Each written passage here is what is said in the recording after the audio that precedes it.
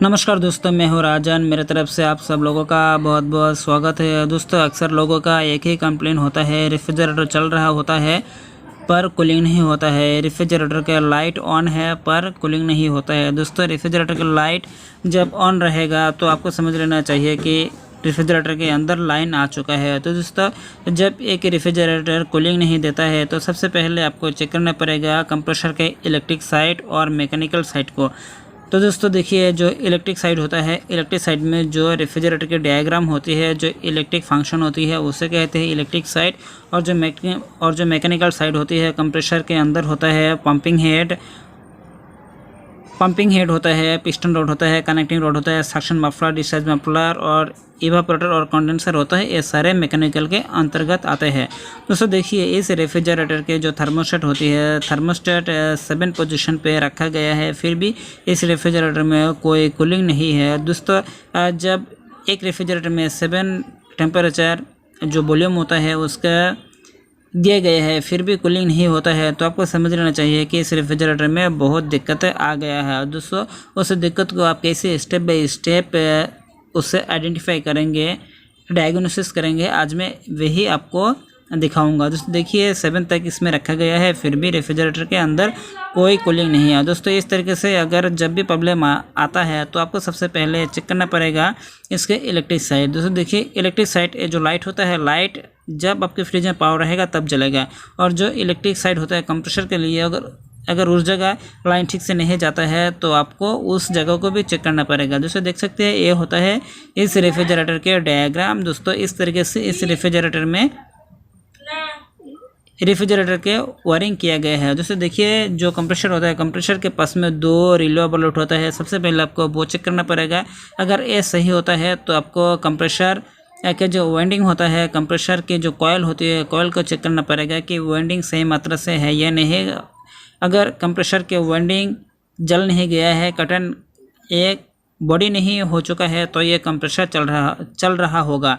तो उससे देखिए, वो चेक करने के बाद आपको चेक करना पड़ेगा कि कंप्रेसर मैकेनिकल साइड। दोस्तों, मैकेनिकल साइड अगर ऐसा होता है कि कंप्रेसर 7-8 एम्पियर लेके बंद हो जाता है, तो आपको समझ लेना चाहिए कि जो कंप्रेसर है, कंप्रेसर के जो रोटर है, रोटर वो लॉक्ड हो चुका है, वो जैम हो चुका है। दोस्तों देखिए, उसके बाद आपको चेक करना पड़ेगा, जब ये कंप्रेसर चल रहा होता है तो उसकी जो पंपिंग होती है, पंपिंग को चेक करना पड़ेगी। अगर ये पंप सही मात्रा में प्रोड्यूस कर रहा होता है तो जो पंपिंग के जो साइड होती है, पंपिंग का साइड बिल्कुल सही होता है। दोस्तों, उसके बाद अगर फिर रेफ्रिजरेटर सब कुछ कंप्रेसर और जो सारे कंपोनेंट है सही होता है, तो चेक करना पड़ेगा कि कंप्रेसर के अंदर रेफ्रिजरेंट है या नहीं है। दोस्तों, अगर रेफ्रिजरेंट नहीं रहेगा तो ये जो कंप्रेसर है, सब कुछ सही होने के बाद भी ये जो रेफ्रिजरेटर है, रेफ्रिजरेंट ना होने के कारण ये जो फ्रिज है, फ्रिज में बिल्कुल ठंड नहीं रहेगा। तो देखिए, जब रेफ्रिजरेंट नहीं रहेगा तो सबसे पहले आपको चेक करना पड़ेगा कि कंप्रेसर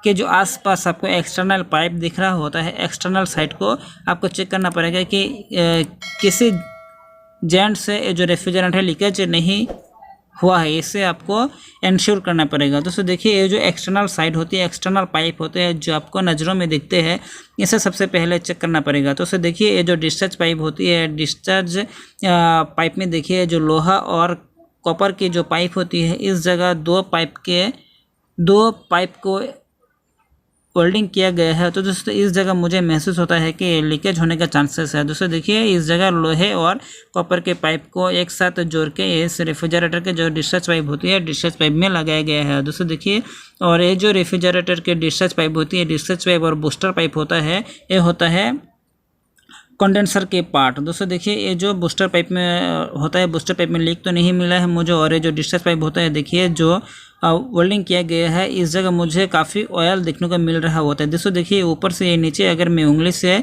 इसे घस रहा हूँ तो देखिए ये जो ऑयल के निशान है, ऑयल के निशान मेरे उंगली में आ चुका है। तो दोस्तों देखिए, इस जगह ये लीकेज हो चुका है।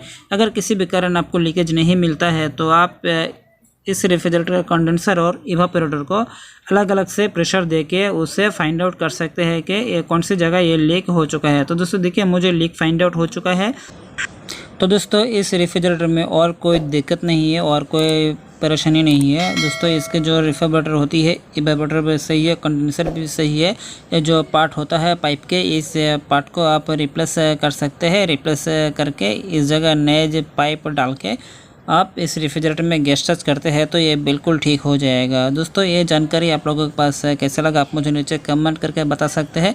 अच्छा लगे है तो दोस्तों को साथ शेयर करें। चैनल पर नए हैं तो चैनल को सब्सक्राइब करना ना भूलें। आज के लिए इतना ही, नमस्कार।